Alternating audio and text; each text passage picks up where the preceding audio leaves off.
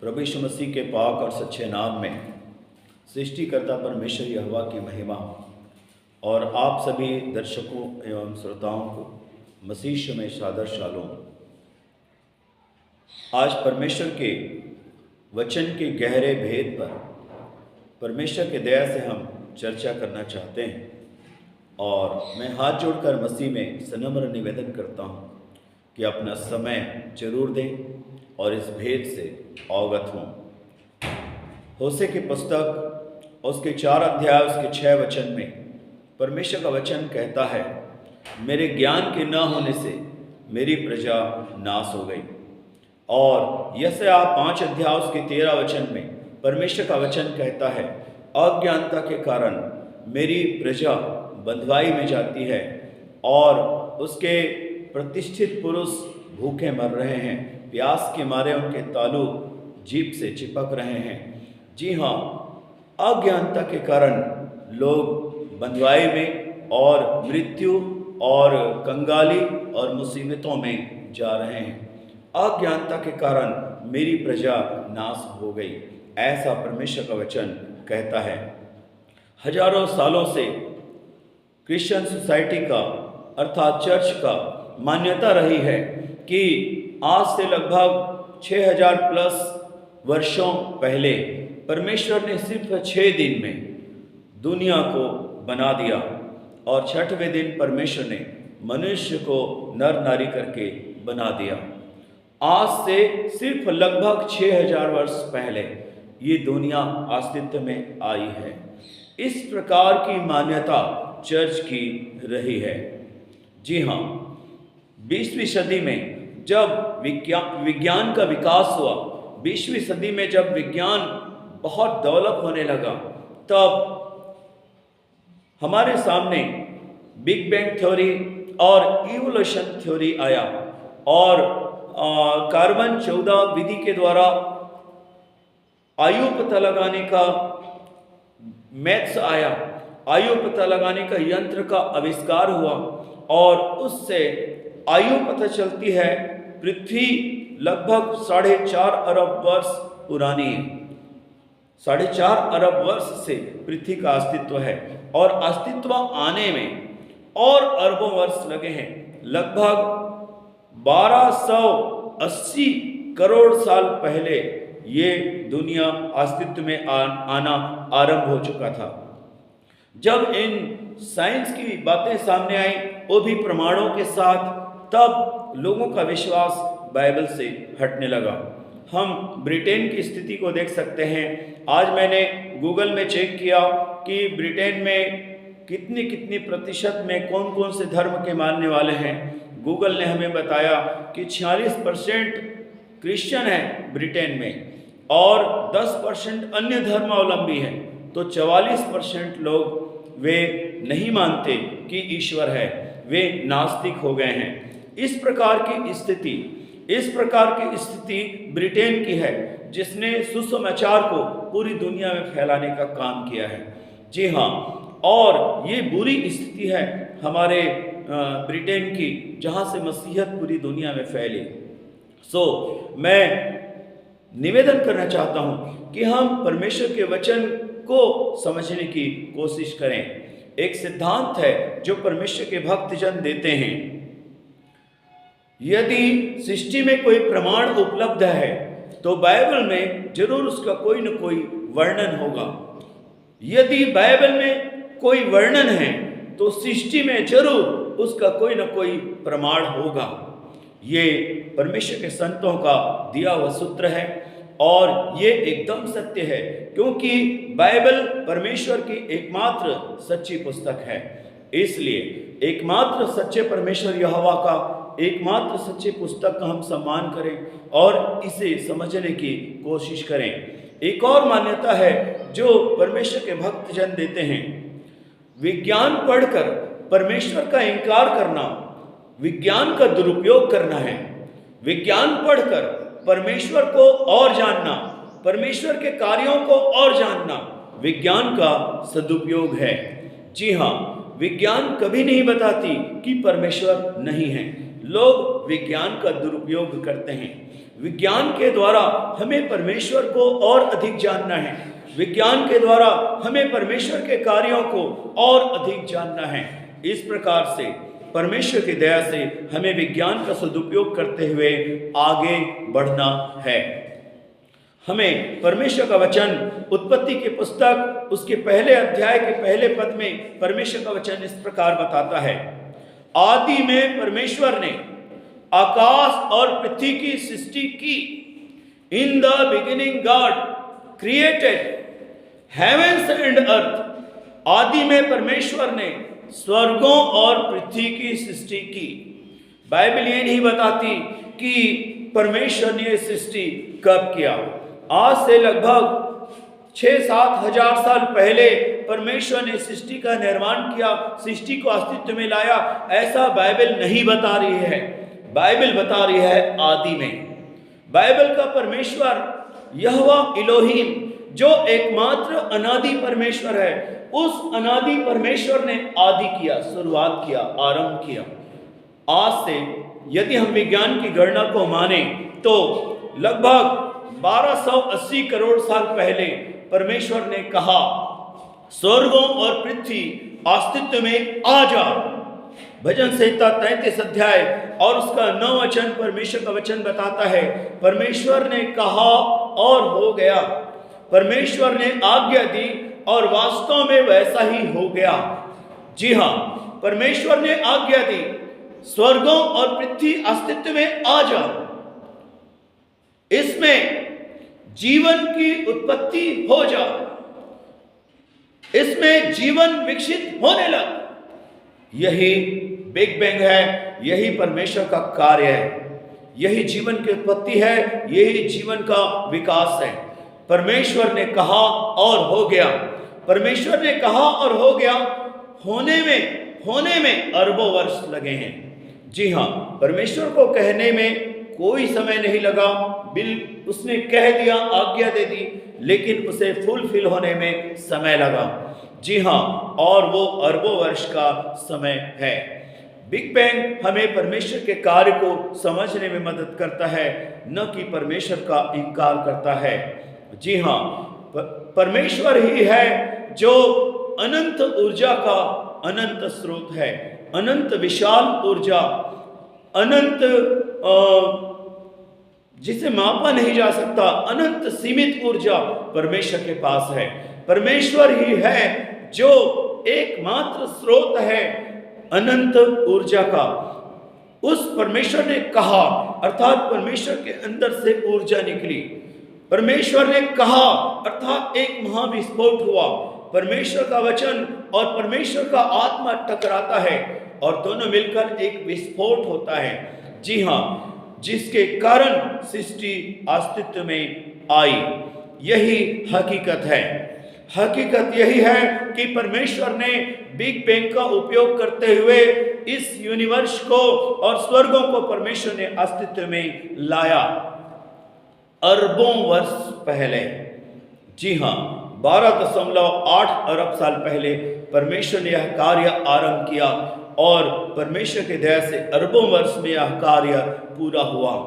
इस प्रकार से हम परमेश्वर के वचन को समझ पाते हैं। हालेलुया। हम परमेश्वर के वचन के अनुसार 3 स्वर्गों के बारे में जानते हैं। जी हाँ, हमें परमेश्वर का वचन 3 स्वर्ग के बारे में बताता है। पहला स्वर्ग जो सूर्य, चंद्रमा, तारेगण, ग्रह उपग्रह से भरा हुआ है। दूसरा स्वर्ग जो बादलों से, महिमामय बादलों से भरा हुआ स्वर्ग है। और तीसरा स्वर्ग परमेश्वर का स्वर्ग है, सबसे ऊंचा स्वर्ग है और वो अनंत महिमा से भरा हुआ स्वर्ग है। वो परमेश्वर का स्वर्ग है। जी हाँ, जब आकाश का हम अध्ययन नहीं कर पा रहे हैं, पहले स्वर्ग का हम अध्ययन पूर्ण नहीं कर पा रहे हैं, तो दूसरा और तीसरा स्वर्ग मनुष्य के पहुंच से बाहर है। जी हाँ, परमेश्वर ने ये सृष्टि की रचना किया है। जी हाँ, अरबों साल पहले परमेश्वर ने ये सृष्टि की रचना की शुरुआत की और परमेश्वर की सृष्टि अरबों साल में पूरा हुआ। जब स्वर्गों और पृथ्वी अस्तित्व में आ गया, तब इस पृथ्वी पर परमेश्वर ने जीवन की उत्पत्ति किया, और जीवन की उत्पत्ति के साथ साथ परमेश्वर अन्य कार्य किए। परमेश्वर ने लूसीफर और उसकी सारी सेना को बहुत बड़ी संख्या में उत्पन्न किया। विभिन्न श्रेणी के दूतों को परमेश्वर ने बहुत बड़ी बड़ी संख्या में उत्पन्न किया, और वे सारे दूतगण परमेश्वर के सारे लोगों में परमेश्वर की आराधना, भक्ति और सेवा किया करते थे। और दूतों के निर्माण के बाद परमेश्वर ने जीवों का उद्गम और उसके विकास के कार्य में परमेश्वर लगा। ओरिजिन ऑफ लाइफ और इवोल्यूशन, ये दोनों काम परमेश्वर ने किए हैं। सृष्टि में जीवन उत्पन्न करने की आशीष परमेश्वर ने दिया है। जी हाँ, परमेश्वर ने सृष्टि में जीवन उत्पन्न करने की आशीष परमेश्वर ने दिया है, और उसी के तहत जीवन की उत्पत्ति हुई। एक कोशिका का निर्माण होता है, एक कोशी जीवों का उद्गम होता है, फिर बहुकोशी जीवों का उद्गम होता है। पहले जलचरियों का उद्गम होता है, फिर थलचरियों का उद्गम होता है, फिर नभचरियों का उद्गम होता है, और उभयचर का भी उद्गम होता है। इस प्रकार ये सृष्टि मनोरम, सुंदर और जीवों से भर गया, लेकिन ये सब होने में अरबों वर्ष लगे हैं। कई प्रकार का विनाश इस धरती पर आया है, एस्टेरॉइड्स गिरने के कारण और दूतों में लड़ाइयाँ होने के कारण। जी हाँ, जो लूसीफर था वो परमेश्वर विरोधी हो गया, वो स्वयं परमेश्वर बनना चाहा, परमेश्वर के सत्ता को हासिल करना चाहा। तब परमेश्वर के पक्ष में एक दूसरा सामर्थी दूत खड़ा हुआ, वो है मिकाएल। जिनको मिकाएल के साथ रहना पसंद आया, परमेश्वर के भक्ति सेवा करना अच्छा लगा, वो मिकाएल के तरफ हो लिए, और जिनको विद्रोह अच्छा लगा वो लूसीफर के साथ हो लिए, और दोनों पक्ष में बहुत युद्ध होता है। जी हाँ, वह युद्ध एक दिन का था या एक महीने का था, ऐसा नहीं है। वह युद्ध करोड़ों अरबों साल तक चला, जिसके कारण सृष्टि में कई प्रकार से विनाश आता रहा, कई प्रकार का विनाश आता रहा, कई भौगोलिक परिवर्तन आते रहे, पृथ्वी की प्लेटें खिसकती रही, कई ज्वालामुखी फटता रहा, नए पहाड़ उत्पन्न होते रहे, नई नदियां और नई जलवायु निर्माण होता रहा, पुराने जीवों की विलुप्ति और नए जीवों का उद्गम और विकास। इस प्रकार की प्रक्रिया अरबों साल तक इस संसार में चलता रहा है। और उसी पुरानी सृष्टि में मनुष्यों को भी परमेश्वर ने बनाया था। चाहे एंथ्रोफाइट की बात हो, चाहे होमो इरेक्टस की बात हो, चाहे एस्ट्रेलोपैथिकस की बात हो, चाहे होमोजीनस की बात हो, चाहे निएंडरथल मानव की बात हो, चाहे होमोसेपियंस की बात हो, ये सारी चीजें एंथ्रोपाइड से लेकर होमोसेपियंस तक की, प्राचीन मानव तक की जो यात्रा है वो उसी युग में पूरी हो गई, अरबों वर्ष में। जी हाँ, ये दूतों का जो युद्ध है वो बहुत ज़्यादा चलता रहा है। जी हाँ, और कई दूत आसमान से धरती पर पटके गए, यह घटना कई बार हुई है। अंत में एक महाविनाश भी इस संसार में आया, आज से हजारों साल पहले।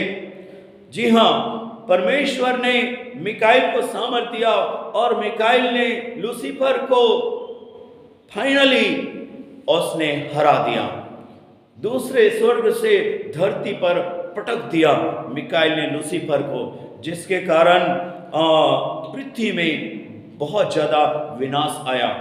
लूका 10 अध्याय उसके 19 वचन में प्रभु यीशु मसीह कहते हैं, जब शैतान स्वर्ग से गिराया गया तो वो बिजली के नहीं गिरा, ऐसे गिरा जैसे कोई एस्टेरॉइड गिर रहा हो, जलता हुआ तारे के टुकड़े गिर रहे हों, ग्रह के टुकड़े गिर रहे हों, इस प्रकार वो गिरा। और जब वो गिरा तो मैं उसे देख रहा था। प्रभु यीशु मसीह साक्षी देते हैं। जी हाँ, उस महाटक्कर के कारण महाविनाश इस संसार में आया, और ये संसार जो है अंधेरा हो गया। उस युद्ध के कारण जो मिकाइल और लूसीफर के बीच हुआ, आकाश भी अस्त व्यस्त हो गया। जी हाँ, सूर्य, चंद्रमा, तारेगण, ग्रह, उपग्रह से भरा हुआ पहला स्वर्ग अर्थात आकाश, वो भी अस्त व्यस्त हो गया, जिसके कारण सृष्टि अंधेरी हो गई। पृथ्वी अपने अक्ष से थोड़ा नीचे चला गया और बहुत सारे जलवायु परिवर्तन के कारण ये सृष्टि द्रव से ढक गई और बहुत सारे गैस द्रव अवस्था में होकर वो पृथ्वी पर आ जाने के कारण पृथ्वी में द्रव बहुत ज़्यादा बढ़ गया। सारे ग्लेशियर पिघलने के कारण पृथ्वी द्रव से ढक गई। अपने अक्ष से नीचे जाने के कारण पृथ्वी द्रव से ढक गई। हजारों साल पहले यह घटना घटी और सारा संसार अंधेरा और शून्य हो गया, अर्थात सुनसान हो गया। इसमें जितना भी जीवन था वो सब मिट गया।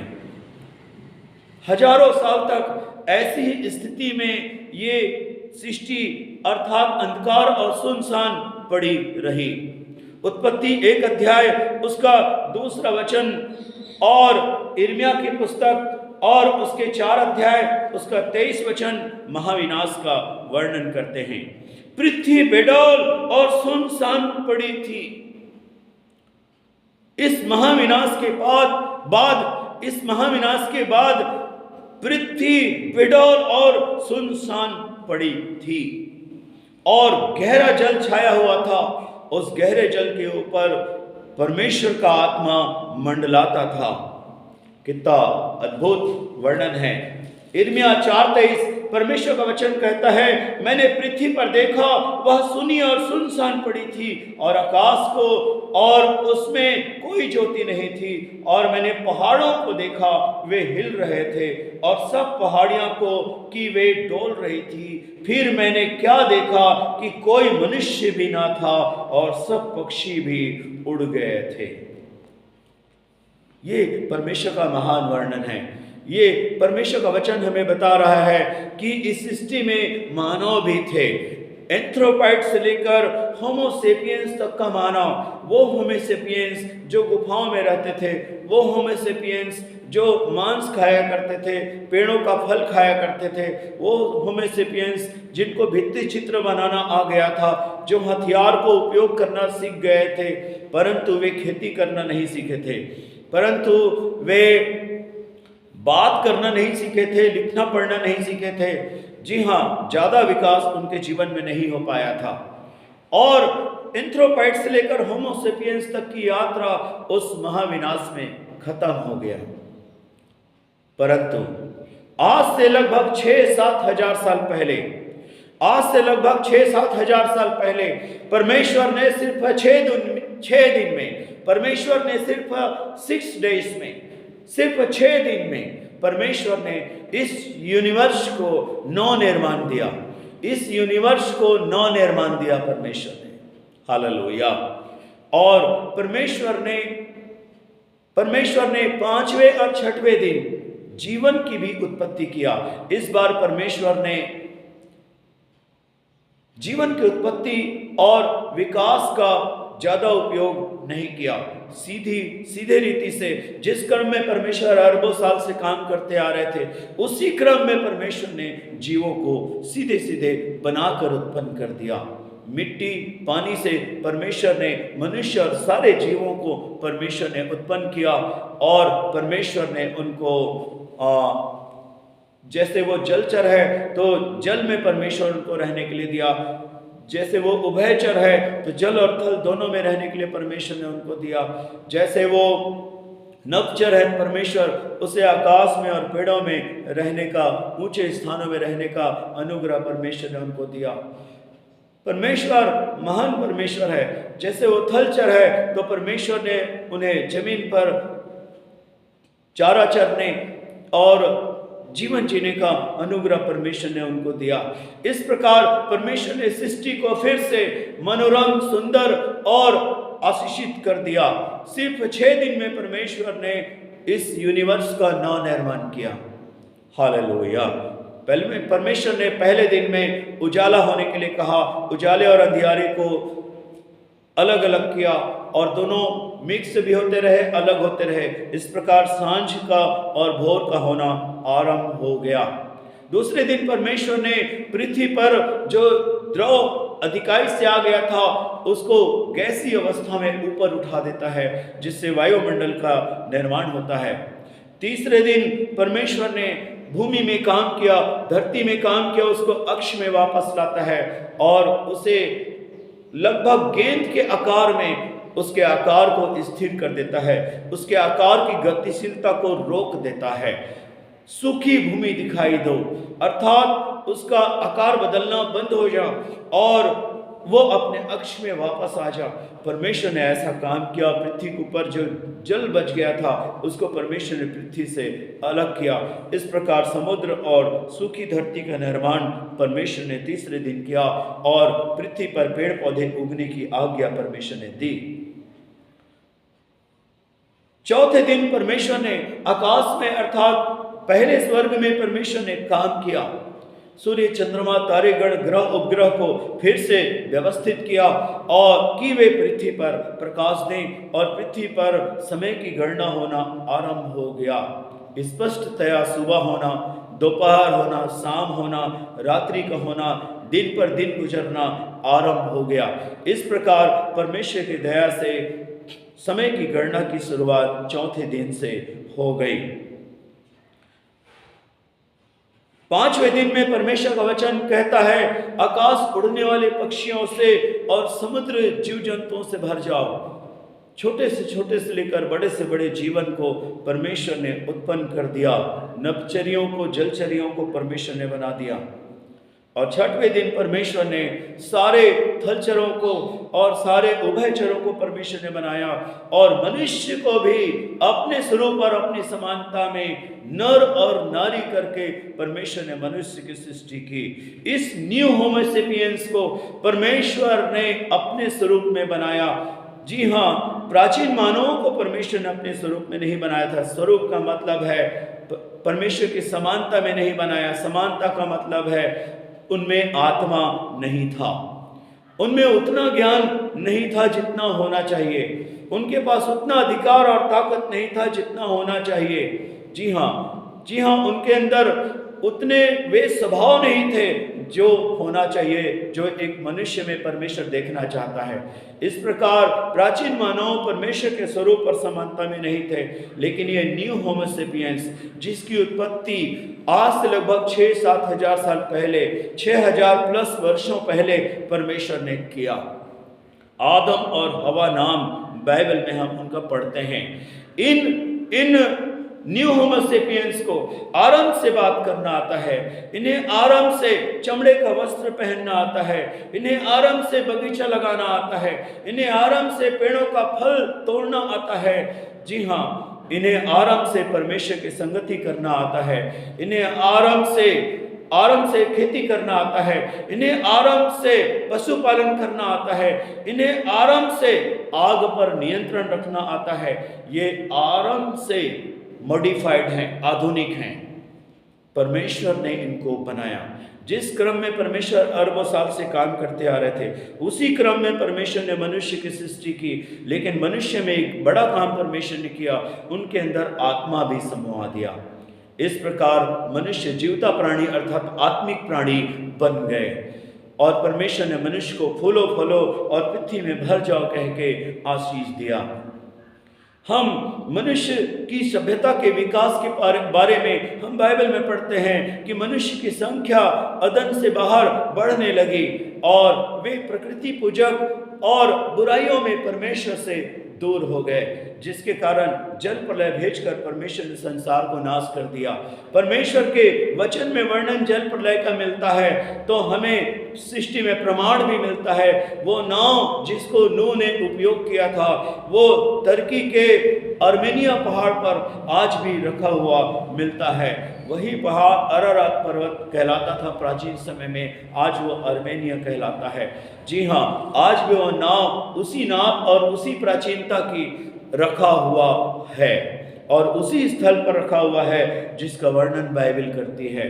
सृष्टि में यदि कोई प्रमाण है तो उसका वर्णन बाइबल में मिलेगा, यदि बाइबल में कोई वर्णन है तो सृष्टि में उसका प्रमाण मिलेगा, क्योंकि बाइबल एकमात्र सच्ची पुस्तक है, यहोवा एकमात्र सच्चे परमेश्वर का।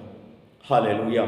सो मेरे प्रियो, हम आगे बढ़ते हैं मानव सभ्यता के विकास के बारे में, और हम हड़प्पा संस्कृति के बारे में जानते हैं। मोहनजोदड़ो हड़प्पा सारी दुनिया के लोग उसका अध्ययन करते हैं। जी हाँ, ऐसी ही और कई संस्कृतियां संसार में जमीन में दबी हुई दिखाई देती है, क्योंकि जल प्रलय के द्वारा उसको नष्ट कर दिया गया। हड़प्पा संस्कृति के नष्ट होने की बहुत सारी आशंकाएं दर्शाई गई, लेकिन जल प्रलय से नष्ट होना इसको सर्वमान्यता मिल पाई, क्योंकि ये सच में घटी थी। परमेश्वर का वचन आगे बताता है, चाहे बेबीलोन से भाषाओं की उत्पत्ति और पूरी दुनिया में मनुष्य के फैलने का वर्णन हो, चाहे परमेश्वर की ओर से एक सभ्यता विकसित हुई जिसे मिस्र की सभ्यता कहते हैं, और उसके बाद चाहे असीरियन सभ्यता की बात हो, चाहे बेबीलोनियन सभ्यता की बात हो, चाहे फारस की सभ्यता की बात हो, चाहे यूनान की सभ्यता की बात हो, चाहे रोमन सभ्यता की बात हो, चाहे आज के डेमोक्रेटिक वर्ल्ड की बात हो, और भविष्य, सारी सृष्टि का भविष्य भी बाइबल में लिखा हुआ है और वैसा ही होने वाला है। ये सारी बातें बाइबल में पहले से जिक्र है, वर्णन है, जी हाँ, डिस्क्रिप्शन है बाइबल में। सो मेरे प्रियो, हम परमेश्वर के वचन का पालन करें। परमेश्वर का वचन हमें इस चीज को बताता है। इब्रानियों 11:6 में परमेश्वर का वचन कहता है कि परमेश्वर के पास आने वालों को विश्वास करना चाहिए कि परमेश्वर है और वो अपने खोजने वालों को प्रतिफल देता है। इब्रानियों 11:6 में क्या बात परमेश्वर का वचन हमें बताता है। हालेलुया, ये अद्भुत बात है, आशीषित बात है। हालेलुया, हम परमेश्वर पर विश्वास रखें। साइंस पढ़कर हम परमेश्वर को और जानें, साइंस पढ़कर हम परमेश्वर के कार्यों को और ज्यादा जानें, लेकिन परमेश्वर का और उसके कार्यों का कभी भी डिनाई या इनकार न करें। मैं यीशु मसीह के नाम में परमेश्वर के दास होने के नाते आपको वेलकम करता हूं। यदि आप नास्तिकवाद में चले गए हैं तो वापस आप आस्तिकवाद में आ जाइए। यदि आप बिब्लिकल फैथ में जीवन नहीं जी रहे हैं, आप वापस बिब्लिकल फैथ में आ जाइए, क्योंकि यही एकमात्र सत्य है। हम परमेश्वर पर विश्वास रखें। परमेश्वर हम सबको आशीष दे। आइए दुआ करते हैं। हे परमेश्वर यहोवा एकमात्र ईश्वर, प्रभु यीशु के नाम में आपसे प्रार्थना है। आप अदृश्य और जीवित परमेश्वर हैं, सर्वज्ञानी, सर्वव्यापी, सर्वसामर्थ्य और सर्वशक्तिमान हैं, और आप अनादिकाल से कार्यरत परमेश्वर हैं और अब तक कार्य कर रहे हैं और अनंत काल तक आप कार्य करते रहेंगे। प्रभुत्व केवल आपकी थी, है और रहेगी।